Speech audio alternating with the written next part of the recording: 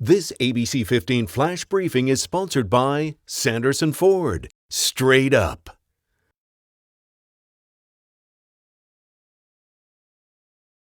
Hi there, I'm Kaylee O'Kelly with your Wednesday morning top stories from ABC15 Arizona. President Trump has repeatedly said the COVID-19 vaccine could be ready by Election Day, but new authorizations by the U.S. Food and Drug Administration could delay that. The FDA assessing scenarios before giving an emergency use authorization for a vaccine. One scenario could tell vaccine makers that they need to wait 2 months after giving all their study participants second doses of the vaccine. Another one would have companies wait 60 days after giving half their trial participants a second dose. In the meantime, a CDC advisory panel is delaying a vote on who should get a coronavirus vaccine first. A decision was supposed to be made yesterday. There seems to be general agreement that frontline healthcare workers would be prioritized. Still, it is not clear who should be next in line among those at higher risk for COVID-19 complications. And that includes the elderly, those with underlying health conditions, and essential workers. Now, the CDC says traveling for the holidays does increase your chance of coming into contact or spreading coronavirus. So it is recommending staying at home, maybe having a small dinner with people you live with. You could also prepare meals for family and friends who are at higher risk and deliver it to them, contact free, of course, or host a virtual dinner with family and friends. And for Black Friday, consider shopping online to avoid large crowds. You can always find really good deals, too, online as well. So among the first to close and then last to reopen, the Valley Arts community has been hit hard during this pandemic, but we do have some good news to share. How about that? Music will start playing once again at the Scottsdale Center for the Performing Arts. This is such an awesome venue. The grand reopening is Saturday with a special performance called Jazz Con Alma.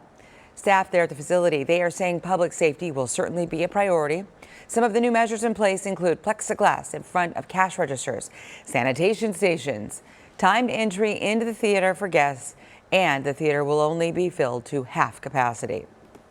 We have the ability to seat families together. Right now, I believe we have groupings of 1, 2, 3, and 4. But if there's larger groups, we can probably accommodate. I'd recommend just calling into our box office.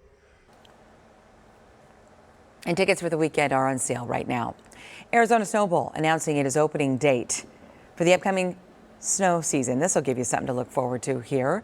The ski resort and Flagstaff will open November 20th. Face coverings will be required. Access to restaurants and restrooms will be limited, and it could limit capacity to avoid overcrowding. Just last week, we showed you the new chairlift towers. The Arizona Cardinals off to an awesome start this season.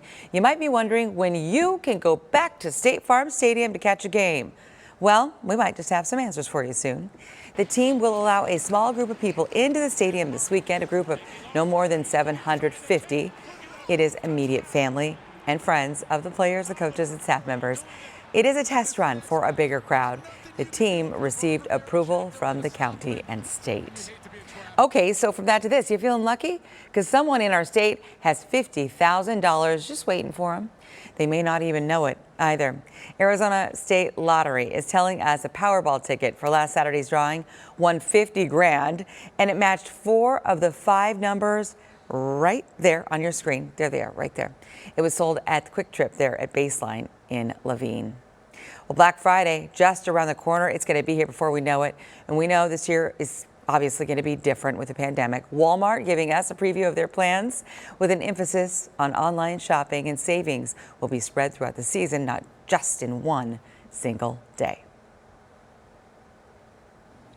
Time now for that most accurate forecast. I'm meteorologist Iris Hermosillo. You know, I know fall is on all of our minds, and if you're looking for some fall colors, you may want to head up to the high country. These are some of the peaks generally for those fall colors, although know that because it's been so warm this year, we may see these peaks pushed back a little bit, but that really may be the only spot to find those fall colors and those more fall-like conditions, because we're going to see warmer temperatures here in the valley, and in fact, over the next few days, we're going to be warming up statewide. A high of 100 104 today in Phoenix, 105 in Bullhead City with highs in the low 90s in Sedona. Across the valley, we'll end up right near 104, which puts us about 6 degrees above the normal high for this time of year. High pressure is building in, and that's what's bringing this hot weather, and it's going to keep these hot conditions around through the weekend and into early next week. So after hitting 104 today, we climb a few degrees tomorrow up to 106, 105 on Friday, 104 on Saturday, but then we start to heat up again, and by early next week, we're challenging some records.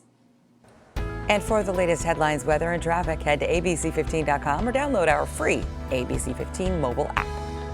This ABC 15 Flash Briefing is sponsored by Sanderson Ford. Straight up.